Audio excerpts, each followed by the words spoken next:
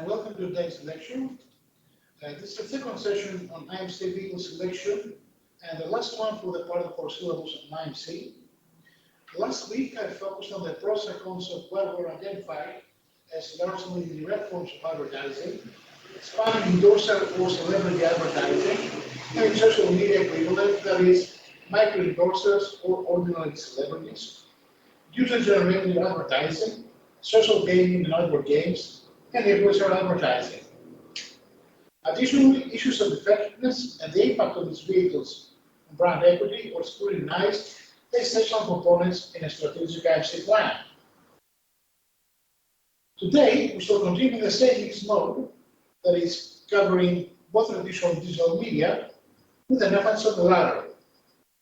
Initially, I will go through the very popular direct advertising method in an IMC roster, namely sponsorship, both as regards the traditional approach and application, as well as in social media. Then we will move on to present different advertising outlets that are available in major social media platforms, with a focus on Facebook, Twitter, Instagram, and YouTube. This is the level of creative use of media vehicles on which the IMC plan in your assignment must rest. That is, not simply mentioning that you will advertise in platforms X or Y, but which specific advertisement type you will use and why. And as you will see, there are at least 10 different creative use types per platform. Along with the exposition of the vehicles and the discussion of relative merits, I will also demonstrate in a more practical angle how you may obtain effectiveness and efficiency data for each of these vehicles from the reporting tools that are freely available on these social media platforms. The metrics contained therein, of course, may be incorporated and expanded via third-party social monitoring tools, and ultimately combined with multi-source data to give a more comprehensive picture about brand health as per our IMC effectiveness pillars. As consistently applied so far, the vehicle selection phase is coupled with control metrics.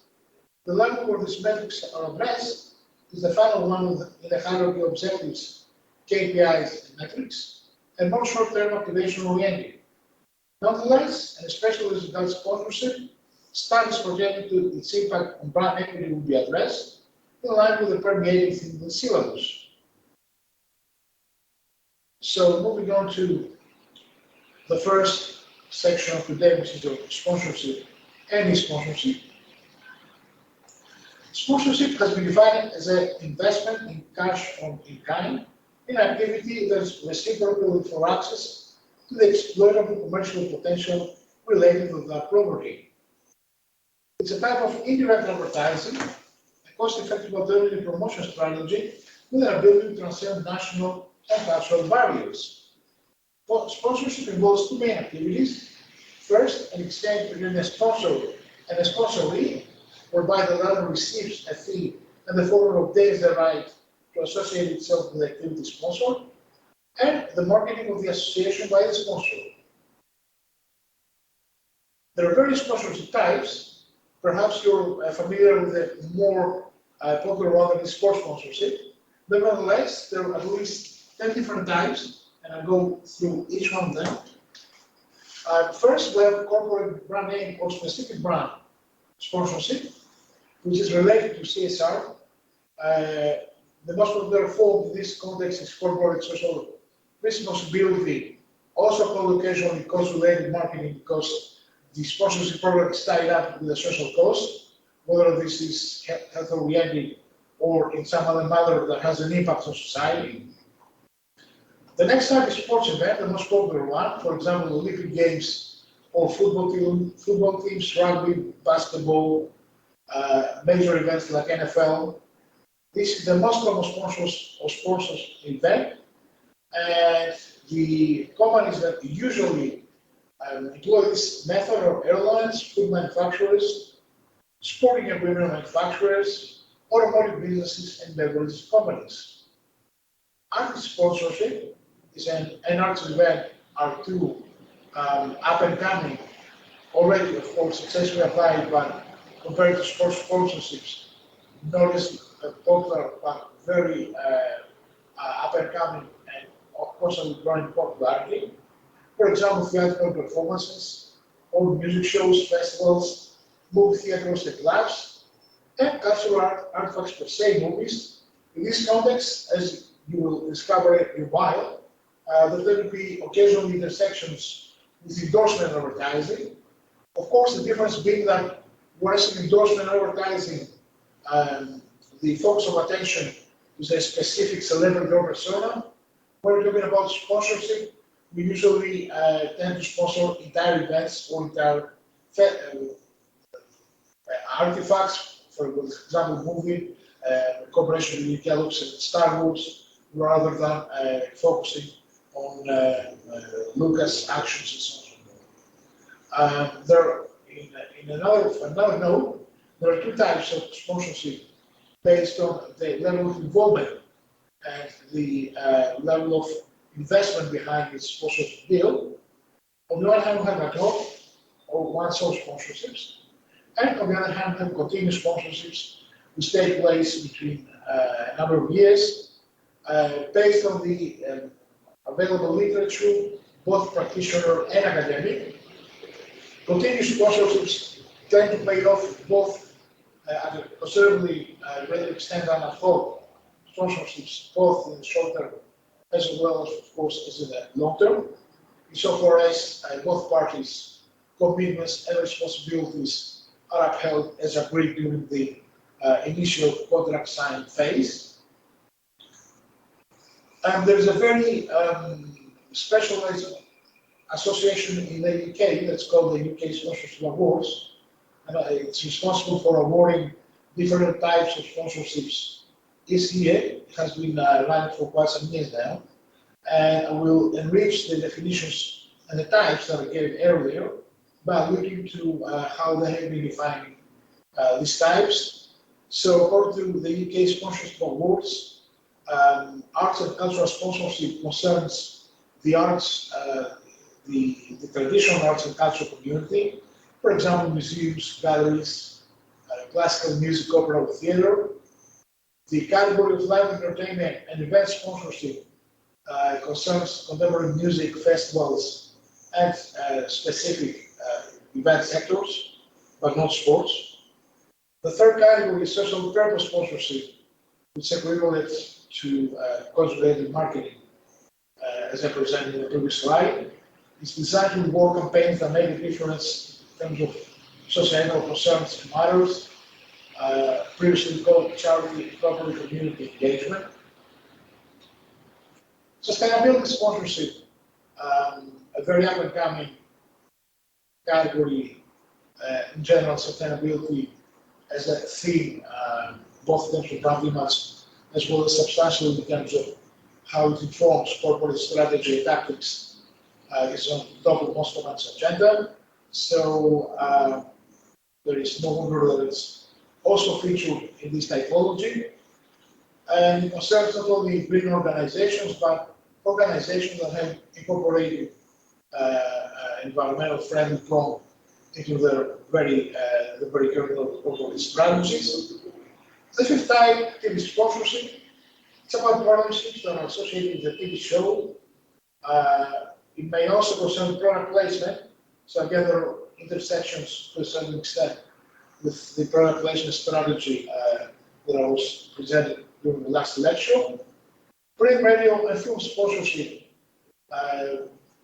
as the name designates, it may leverage either of these three media or, in a more constrained fashion, it may concern a brand supplement or specific product placement. And finally, there's the distinct prong, the distinct category for social media. As regards the way social media are utilized in promoting sponsorships. These awards emphasize the innovativeness and the effectiveness in the way social media, including both online and mobile, attempt to popularize the sponsorship deal with an emphasis on media, excluding, that is, on websites or other online presence. Now, comparing and contrasting the dominant sports versus the arts, the upcoming brand sponsorship. According to Don Embracer, in a paper that published in Harvard Business, sponsorship investments have almost doubled worldwide over the past decade, and our sponsorship in particular has experienced a growth. It has become increasingly important both as marketing tool for companies and as a source of funding for culture and arts. The art sector represents at this stage, or a couple of years ago, a minor share of total sponsorship, 5% compared to 69% in sports. However, the specific sectors, for example, financial services, they are particularly keen on sponsoring arts and culture.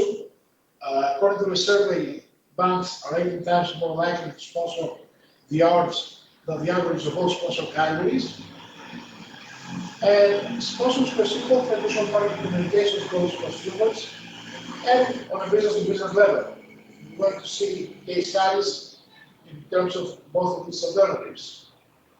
The majority of the effectiveness related and goals that sponsorship deals aim to achieve are brand awareness, preference, and of course, and even more importantly, brand associated transfers, which is the very core of our syllabus, brand equity, and the amelioration specific dimensions. In terms of what kind of selection criteria are usually posted for selecting a sponsor as more pertinent and more suitable than others, first of all, the perceived affinity between the sponsoring program and the sponsoring activity, then the affinity between the targets of the sponsor and the sponsoring activity, third, the clarity and image of the potential sponsor party, then the sponsor partners' willingness to cooperate on a long-term basis. Geographical reach is very important. The more global the sponsorship deal, the more companies are capable of bringing economies of scale. So it's particular importance to use globally appealing sponsors as much as possible. The expected cost benefits from the sponsorship deal, the type of rights that are received. These rights, obligations, and rights should always be stipulated explicitly in a contractual agreement that is signed at the beginning of a sponsorship deal between the sponsor and the sponsoree. Otherwise, there may be disagreements or discrepancies that may imperil the sponsorship deal down the line. And finally, the possibility to integrate a sponsorship in the communication and marketing strategy. In terms of effectiveness evaluation, impact on brand awareness is threshold criteria. The recall of the sponsor event and brand as sponsor. What kind of specific elements are recalled from a sponsor event? As you may recall from the brand image strength methodologies that I went through during the first and second lectures, especially as regards the open-ended questions regarding advertising and recall, it's not sufficient to simply recall the main message of the night, but in terms of depth of processing, it's equally important to be capable of recalling specific executional elements from a campaign, but also to assign them, ascribe them correctly to the advertising brand. The same, exactly the same, goes for the sponsorship. Then identify what kind of factors influence the recall level of sponsorship, sponsorship associations, starting with conditions of exposure, that is, recall increases as a function of duration of exposure to sponsors and previous brand awareness of sponsors. So a positive attitude towards the sponsor before the beginning of sponsorship deal definitely helps towards the potential equally positive attitudinal state during the period of the sponsorship. The program message and targeting characteristics of the campaign, and to one extent, there is sufficient integration in terms of message length and design. It has been found that there's an increase in awareness scores where sponsorship is used in conjunction with advertising. Advertising can help considerably to create a link between the sponsor and the activity or the sponsored event if it explains the logic of the association. That is, it's insufficient simply to place banners or logos in a football field, or place gigantic posters outside of, let's say, artistic events, is of primary importance that the reason behind the sponsorship is explicitly communicated so that the respective associations are cultivated in consumers' minds. And finally, image transfers from sponsor event to sponsor are of paramount importance in terms of measurement and a key indicator of the sponsorship effectiveness. In exactly the same vein as I was talking about how brand associated transfers take place in the context of line extensions, co-branding, joint promotions, and in-person advertising during lectures 4, 5, and 11. Now, if we focus more narrowly on the impact of sponsorships in brand equity, which is the permeating theme and overriding theme of this syllabus, the first thing that must be examined is what is called the functional fit, which designates the thematic connectedness between a sponsor and an event, and the image connection, that is, to what extent the attributes that relate to a sponsor and a sponsor event are common. So again, it's a matter of effectively transferring both ways from the desired attributes from sponsor to sponsor event and from sponsor event to sponsor. According to Cornwall and Roy, consumers who perceive a brand and linked event via sponsorship as being congruent tend to have more favorable affective responses towards the sponsoring brand compared to consumers who view the sponsor event linkage as being less congruent or incongruent. So favorability towards the sponsor event is likely to reflect positively on the sponsor in order to yield attitudinal shifts that are also evaluated in the context of sponsorship. Pretty much the same picture as mentioned last week in the context of endorsement advertising. And more specifically, what we mean by congruence between the sponsor event and brand image, the process of proposed image transfer from the event to the sponsoring company is similar to the process of being transferred from celebrity endorsers to the products they endorse. To assess this transfer,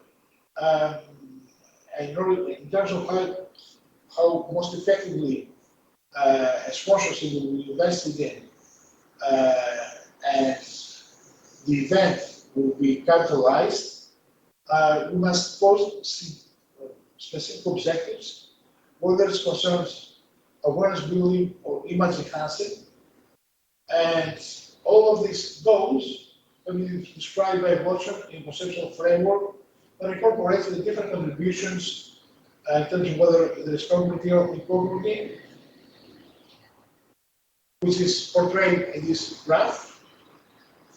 So as you can see on the left-hand side, on the top we have the sponsor, and on the bottom we have the event. And this model starts by examining whether it is sufficient fit, and then it examines this in processual terms of how this fit is translated in terms of consistency in consumer elaborations about the event in order to yield positive recall or attitude. The process proposed to be must transfer from event to sponsor event company is similar again to the process of celebrity endorsement. This operates in order to recall effectively recall and elaborate on the content of the sponsorship or endorsement respectively. There has to be a prior fit between sponsor and event. Otherwise, there's dissonance. And what kind of dissonance is likely to emerge in such an occasion? Examples of a poor sponsorship fit that is expected and consistent would be a sponsoring a sporting event. Would be an expected and consistent fit. Would be the event of nice sponsoring buying a food festival, for example. This is exactly the opposite of and expecting a consistent event in the field. For example, Cordelia sporting event. More particularly, if congruence refers to the extent the structural correspondence is achieved between the entire configuration of acting relations that are associated with the sponsor and the event, and the respective configuration that is specified with the existing schema of the event. An inconsistent fit between a sponsor company and an event can be operationalized by the degree to which the relationship is perceived to be incongruent with your expectations and the pre-existing knowledge structures that are associated with the thing. Therefore, a fit between an event and a sponsor is expected when an individual's knowledge of the sponsor functions similarly with the event is consistent, but not expected when the relationship is consistent with the existing knowledge structures and schema.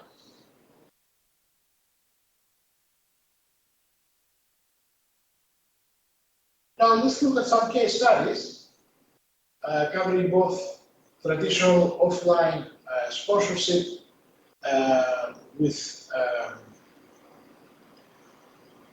an additional focus on art sponsorships, as well as e-sponsorship, that is sponsoring in digital marketing events. This sponsorship by DHL has been very successful.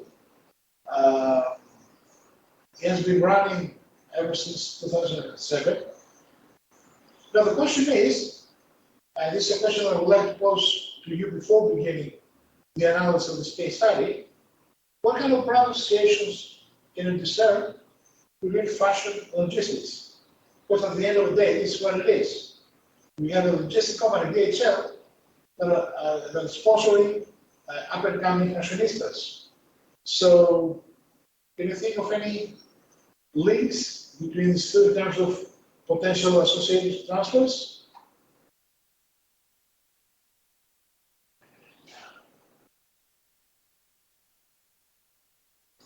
Okay. Potential answers in both industries, the main factors and key performance indicators, such as time, precision, and attention to detail are very important. Fashion is a highly seasonal business that is driven by fast-moving trends, and in order to succeed in designer's collection must capture the spirit of the times. By the same token, both production and sales are highly globalized with time-sensitive processes, which is why customized logistics solutions are so important. So in the same way that fashion, especially high fashion, is always on the lookout for customizing on a one-to-one basis its products with its potential clientele. And it's exactly what DHL pursues as a key strategic group.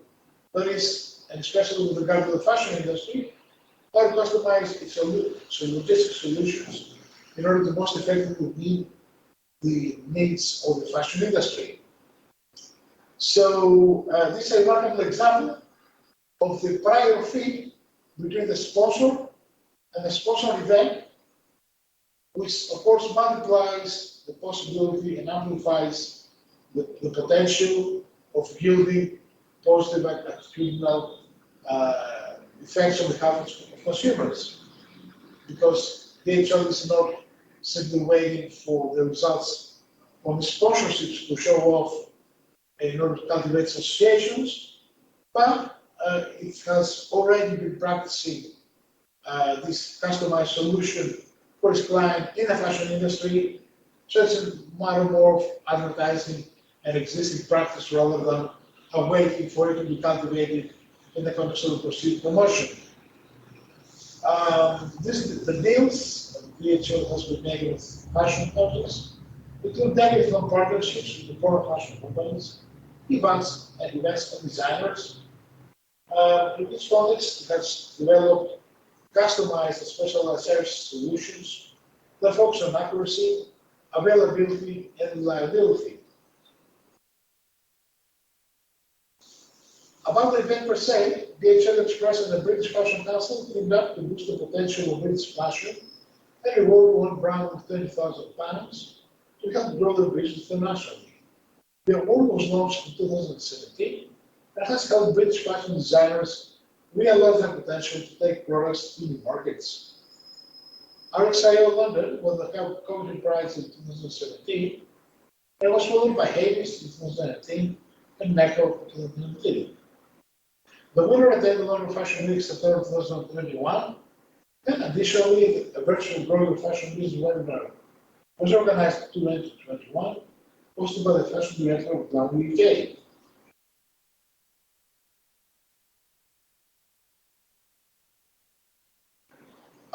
As you can see in this example, even state services like CIA pursue sponsorship deals. In this context, CIA has been sponsoring the 50s Expression Star, which was regarded as a symbol of cultural freedom that is defining of the country independence of America, versus a constrained social realist style of Soviet Union. So it's a very important way, especially during the Cold War, of amplifying the values that are represented by the Western Bloc versus the Eastern one. And in which context, while abstract expression promotes the concept of creating art solely for the sake of art, the social realism is the focus on creating easy to understand messages for the masses. Unlike most art movements, social realism was opposed from above rather than informally spreading through society. The Soviet Union led a fierce campaign in favor of the social realist movement because it embodied the utilitarian and working class ideals of communism. Finally, the value of abstract art is simplistic and only goes internally, that is from within the artwork itself. Therefore, its purpose is solely aesthetic, art for art's sake. It does not aim to teach lessons or promote ideology. And here is a practical example from a Polish painting that was hosted in a special exhibition in New York in the 50s that was called the Polish Expressionists.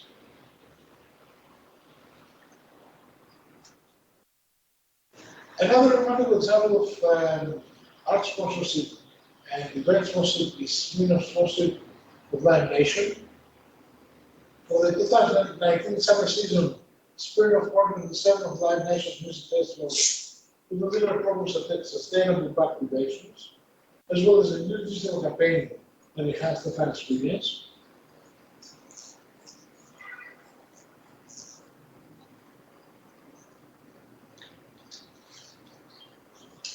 That was the 4th consecutive year that Smirnoff worked with Live Nation as a strategic partner. And the main theme of this sponsoring was sustainability. As aforementioned, one of the key themes at this point. Cultivation designs were even considered constructive by the House Experiential team of Live Nation. And as a result, the activations for 2019, which also supported the launch of Smirnoff infusions, they were entirely constructed with sustainable materials, that is, ethically sourced in accordance with stringent environmental policies and responsible disposal at the end of the festival. Next case study between a bank, UBS, and an art event at the gallery called Guggenheim. In the bank, the partnership with the major art institutions, on the other hand, is a hallmark of cultural, symbolic, and social resources, and it's particularly important in terms of differentiating its core business, that is wealth management service. From the perspective of the bank, the partnership serves to strengthen relationships with key clients by establishing cultural bonds and demonstrating shared values. It also helps to stimulate interaction among clients with shared interests in arts and to create opportunities for communication in informal settings. From the perspective of the museum, the partnership supports the international expansion in terms of audiences Potential acquisitions of work. Finally, the partnership also helped to expand the network of museum partners and potential donors.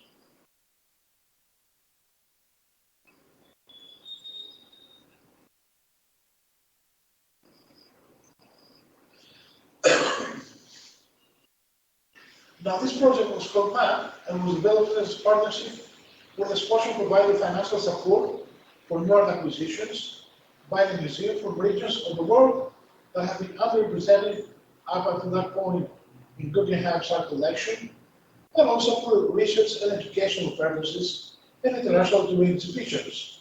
So it was let's say, a multilateral program that covered many aspects, including both the purchase of parts as well as sourcing additional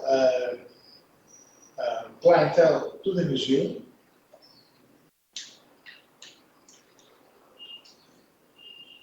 And the return, the benefits that were given to the bank by the collection of return were non-financial resources, as usual, that is marketing expertise, but also operational support through local offices in different markets.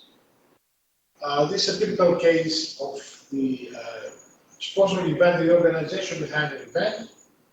They take care of the publicity, including both placement that is paid for media, but also production of the sponsored materials. The good thing, again, with regard to what was analyzed earlier between different levels of fee, there was already an overlap between in terms of fee, between the target audience of Guggenheim and the bank, UBS. In terms of the specialized niche clientele of art collectors and wealthy individuals, most likely private banking clients, well, either both potential clients of the bank, as well as donors to the museum. So, again, it's a matter of two birds in one stroke. On the one hand, we have a private fit between the target audience and the sponsored event. And on the other hand, we have a prior post backing on behalf of the prospects, consumer pool, between the event and their interests. So it was a very successful event, which culminated in establishing a very successful platform through which people in international markets were brought together throughout events and exhibitions. On an equal footing, Unilever, the consumer goods manufacturer, wanted to build creativity and innovativeness brand associations to its brand assets through sponsorship.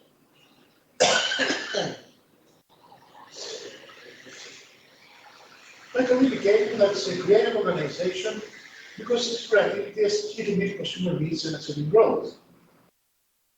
The core target groups behind the sponsorship activity were key decision makers, politicians, policymakers, and opinion leaders in the city of London.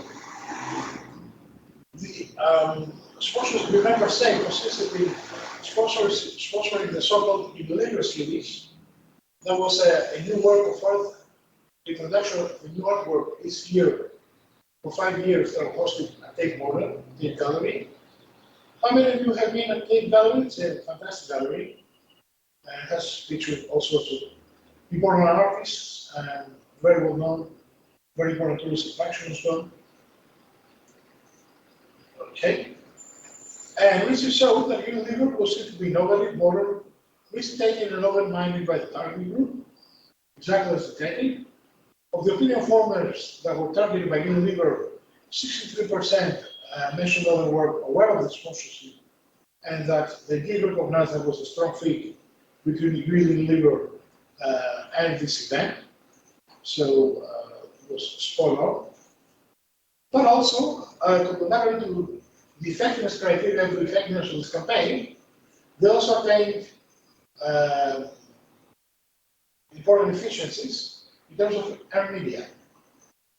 So far as such sponsorship is capable of recouping a large proportion of the costs, just like PR and EPR, as I was explaining during earlier phases, in terms of different types of media, whether it's paid, earned, shared, and so on and so forth. It is often newsworthy and can generate free publicity. Such a matter of capitalizing on an event, surely an event take gallery of such proportion was a newsworthy item, so that they have to pay the channel to promote this event or to host specific advertising in the reel for this event. It was covered out of their own reel from TV channels and online channels as well. So, despite the fact that the entire sponsorship deal cost Unilever $1 million, £1 million, sorry, the payoff was that it generated 1.15 million pounds worth of free media publicity in the first 4 years of the program. So not only they recovered the costs, but the monetary benefits outweigh the entire investment. According to Jimbo et al., they put forward a typology of sponsored content on Twitter. They said very useful to a typology. You can also apply it in different media, but also you can apply it in through social media tools in terms of aggregating data under different and unique categories. What they tried to do with this paper was to categorize sports like Twitter content and the extent to which this kind of secure with non-user motivations for consumers of media, but drawing on the user's gratification theory. User gratification theory is built on the notion that people seek out media to meet a particular needs, ultimately leading to receive gratifications. It's a very popular consumer behavior theory that has been applied in all sorts of industries up until now. The user sample of 1,500 more specifically 1,502 tweets by 44 sponsors during the 2012 Olympics and Paralympics, as well as the 2021-20 Olympics and Paralympics. And they identified this typology four main types. First, informing, then entertaining, and finally rewarding and interacting. The majority of the scrutinized sponsored tweets were found to fall in the informing type at a rate of 68%, with 70% categorized as interacting, whereas the last 2% of tweets were categorized as entertaining, although the link to the sponsored event implies a degree of entertaining content, even especially informative, rewarding, or interaction sponsors of new tweets. For the 6 motivations for consumer social media, as identified by Montini et al., 3 in particular, that is information, entertainment, and remuneration, were identified as motivations for consumer brand-related content. With information, entertainment, motivations being the most pertinent in the user trigger.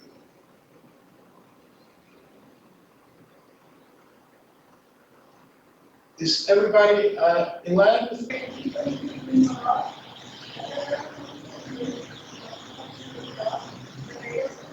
Right. Welcome back to the second part of today's lecture. Continuing with e-sponsorship, let's look at some case studies, starting with Hot Ones and their YouTube sponsorship. Hot Ones is a brand, it's that's wildly spicy, very popular hot wings. And it features an interview show that's available on YouTube. The brand featured a partnership with Tams for the 9th season. And the sponsored content in YouTube was serviced as a pre-video ad roll. In video presented by or sponsored by segments, in video ad roll, and the intro clearly stated the sponsorship. So it was a very clear case of sponsorship rather than no sponsored event. The show is preceded by times per video ad and also featured times when a guest have a particularly hard time with a hot wing. Another example from Heineken and their sponsorship of the Champions League. They took advantage of this sponsorship in order to prepare this Instagram story. That is, some moments are best enjoyed with friends, and the visual portraying intense moments of celebration among friends, football fans at the same time. The content only appeared in between Instagram stories, so it wasn't perceived as advertising. In this way, the sponsored content appears naturally in a field, what's called native advertising, akin to native advertising, and doesn't interfere with using the app. Based on our earlier typology, this case of interactional use, based on sponsored content. Another example of sponsored content in social media or UPS on Facebook. Facebook features sponsored content in a similar fashion to Instagram and LinkedIn. By matching the style and function of other content on the site, so it doesn't interrupt your site experience, but it's spliced in with content from other pages. Again, it's another seamlessly blending sponsored content, just like native advertising, within the storytelling route of the medium, thus not coming across either as invasive or as potentially interrupting the flow of experience on social media. As you can see, this post, which is advertised for UPS with a call to action message to save 40%, by using this promo code that's advertised. It looks exactly like a normal post with a working Heineken. The show is, of course, different, that's sponsored. And by dint of the call to action message, this partakes of the informational type, based on that also said earlier. Finally, that was a big success.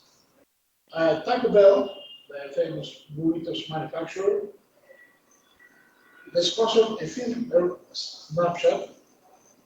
What is a filter? It's an image that is superimposed on the user's camera or face to promote a service.